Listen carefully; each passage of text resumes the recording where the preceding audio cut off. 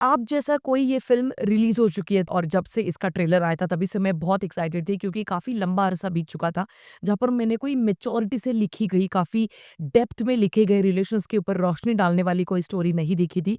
और क्योंकि इसमें आर माधवन भी थे और भी बहुत सारे बढ़िया एक्टर्स थे, but specially for R Madhavan I was really excited. तो जैसे ही मैंने इस फ़िल्म का ट्रेलर देखा था, मुझे वहीं पे थोड़ा बहुत पता चल गया था कि सबसे पहला रेड फ्लैग, ये तो नेटफ्लिक्स पे आ रही है, तो ऑब्वियस सी बात है कि 10 में से 8 फ़िल्मों में कहीं न कहीं पे छुपा हुआ प्रोपेगेंडा कोई न कोई रहता ही है। तो मुझे लगा कि क्या ही प्रोपेगेंडा दिखाएँगे ना, मतलब थोड़ा बहुत pseudo feminism, fake feminism, toxic feminism इधर-उधर छिड़का हुआ मिलेगा, बस दैट्स इट। पर बाकी की कहानी शायद कुछ अच्छी हो सकती है। बट नहीं, आई वाज़ टोटली रॉन्ग। इस फ़िल्म ने मुझे इतनी हद तक डिसअपॉइंट किया है कि मैं आपको बता नहीं सकती। बट इसके पहले कि मैं इस फ़िल्म के नेगेटिव्स में जाऊँ, मैं सबसे पहले इसके पॉज़िटिव एस्पेक्ट्स के बारे में बात करना चाहती हूँ। आर माधवन जिनके लिए मैंने ये फ़िल्म देखी और वो इस पूरी फ़िल्म की सबसे ताकतवर कड़ी साबित होते हैं। क्योंकि एक ऐसा 42 साल का इंसान जो ज़िंदगी में जिसका कभी किसी लड़की या किसी औरत से कोई संपर्क आया ही नहीं, वो जब पहली बार किसी लड़की से कैफ़े में मिल रहा है तो किस तरीके के एक्सप्रेशंस होंगे, या फिर जिम में जब जा रहा है तो अपना पेट अंदर खींच रहा है।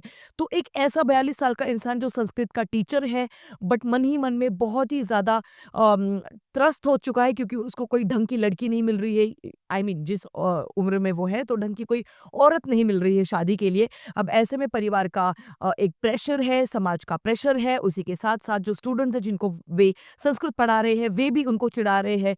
तो इन सारी सिचुएशंस में थका-हारा यही संस्कृत का टीचर जब घर पे आता है तो किस तरीके से अपनी चूहिया से बात कर रहा है, ये सारी चीज़ें बहुत ही बारीकी से आर माधवन हम सभी के सामने रखने में कामयाब होते हैं। एंड जेन्युइनली स्पीकिंग पूरे फ़िल्म में वो हमारा दिल जीत लेते हैं। अगला प्लस पॉइंट है इस फ़िल्म का म्यूज़िक, यानी कि बैकग्राउंड स्कोर, गाने, सभी के सभी गाने बहुत ही बखूबी तरीके से गाए गए हैं, लिखे गए हैं। और स्पेशली आप ये एक ऐसी फ़िल्म साबित होगी आपके लिए जहाँ पर आप इसका पूरा जुकबॉक्स सुन सकते हो। अगला प्लस पॉइंट है इस फ़िल्म के डायलॉग्स, इस फ़िल्म की एक्टिंग परफॉर्मेंसेस, सभी के सभी एक्टर्स ने काफ़ी बेहतरीन तरीके से काम किया है। जो भी उनको सौंप दिया गया था राइटर द्वारा, डायरेक्टर द्वारा, उन्होंने वो बहुत ही बखूबी से निभाया है। तो ये तो थे सारे के सारे प्लस पॉइंट्स। अब बात करूँगी मैं नेगेटिव एस्पेक्ट्स के बारे में, जो चीज़ें मुझे बहुत ज़्यादा खटकी। ये फ़िल्म क्यों इतनी प्रॉब्लमैटिक है, ये आपको मैं अभी बताने जा रही हूँ। बट क्योंकि स्पॉयलर्स आने वाले हैं, तो अभी मैं रेटिंग दे देती हूँ। इसके बाद आप वीडियो छोड़ सकते हैं। जब आप मूवी देखोगे, उसके बाद वापस से रिविज़िट कीजिएगा मेरी वीडियो को और नेगेटिव पॉइंट्स आप डेफिनिटली एक्सप्लोर कर पाओगे।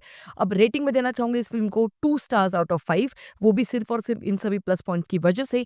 अब मैं बात करने वाली हूँ नेगेटिव एस्पेक्ट्स के बारे में। सबसे पहला नेगेटिव एस्पेक्ट, इस फ़िल्म के कुछ डायलॉग्स इतने प्रॉब्लमैटिक है, कुछ कैरेक्टर्स इतने प्रॉब्लमैटिक है कि आप रिलेट तो करना छोड़ ही दो, बट आपको लिटरली आप तंग हो जाओगे ऐसे कैरेक्टर्स को देखने के बाद।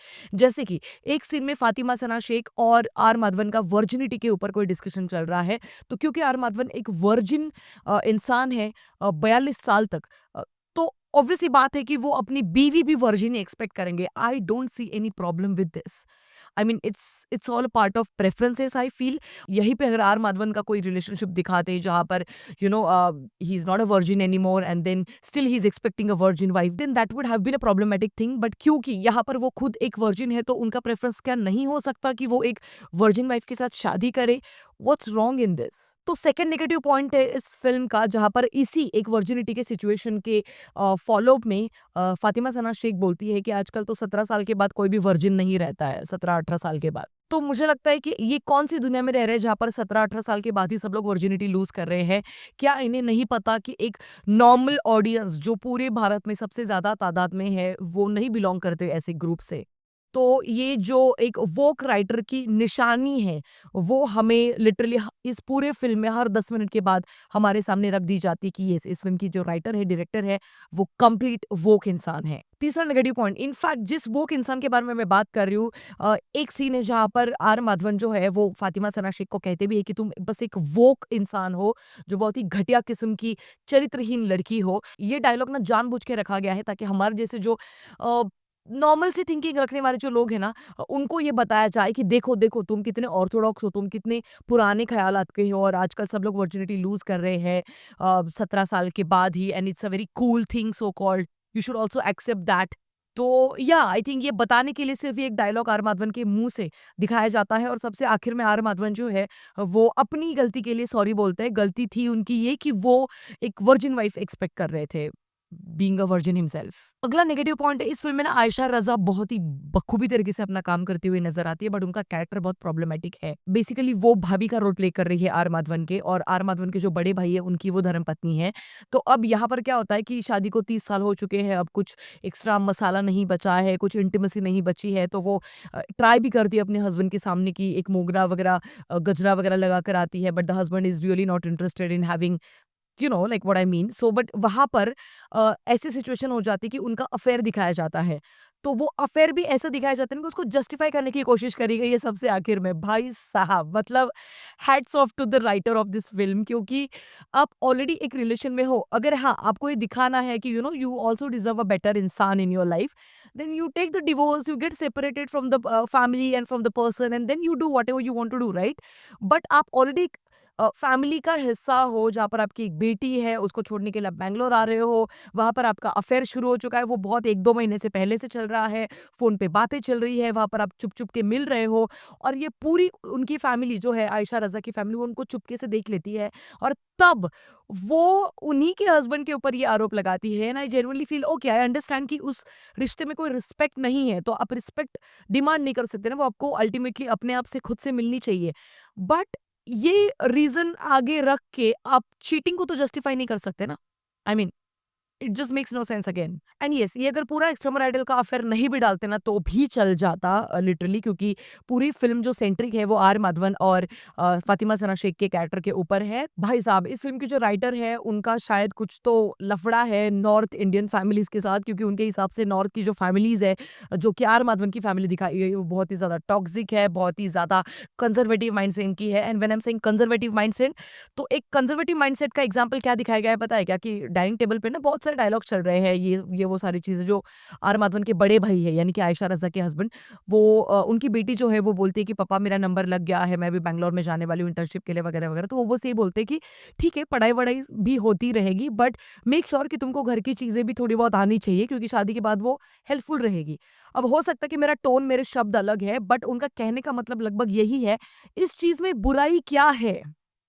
ये जो एक सूडो फेमिनिज्म ने एक माहौल बना के रख दिया है ना, मुझे लगता है कि instead of taking this stand कि हम विमेन ही क्यों किचन में काम करें, और हम नहीं करना चाहते, we want to just work work and work, we don't want to go into the kitchen. Instead of putting up this agenda, you can simply put up this agenda कि अगर आप मेरे हस्बैंड हो तो आप भी मेरी किचन में मदद करो, और दोनों हस्बैंड वाइफ मिल के खाना बना सकते हैं। अल्टीमेटली आप क्या चाहते हो?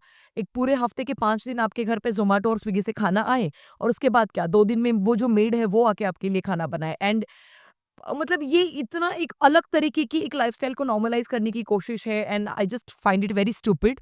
तो या it just makes again no sense. और अब बात करते हैं इस फ़िल्म के और भी सबसे बड़े प्रॉब्लमैटिक चीज़ के बारे में। फातिमा सना शेख का ब्रेकअप हो चुका है। अब उसका जो एक्स बॉयफ्रेंड था, वो यानी कि करण वाही, वो वापस आ जाता है, एंड देन वो उसको मिलता है, एंड ये उसके साथ मतलब लंच वगैरह कर रही है। उसके बाद जब आर माधवन उनसे पूछते हैं कि ये तुम्हारा एक्स है, तो वो बोलती है कि क्यों एक्स के साथ दोस्ती नहीं रख सकते? नहीं रख सकते, नहीं रख सकते, नहीं रख सकते। This is the bottom line. Okay, this is the bottom line. Anybody can come up to me and debate on this.